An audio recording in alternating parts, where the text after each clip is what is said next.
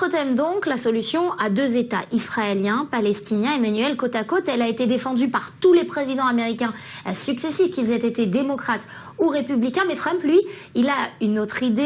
Les deux dirigeants envisagent d'inclure la question palestinienne dans un accord de paix régional. Concrètement, ça veut dire quoi? Ça veut dire rien parce qu'en fait, Trump n'y a pas réfléchi. Et lorsqu'il a dit cela, il ne l'a pas dit en lisant un texte, il l'a dit en répondant à une question. Et quand on lui a posé la question, il a dit, écoutez, vous voulez un État, deux États, faites ce que vous voulez, moi j'irai avec la solution que vous voulez. C'est pas qu'il a réfléchi à cette question en profondeur, qu'il a lu les dossiers. Et évidemment, ce genre de formulation, ça paraît très bien pour les médias en disant, on va avoir une solution régionale, les États-Unis, etc. Une troisième voie. C'est facile à dire. Mais la question qui se pose maintenant est concrètement, qu'est-ce que ça veut dire?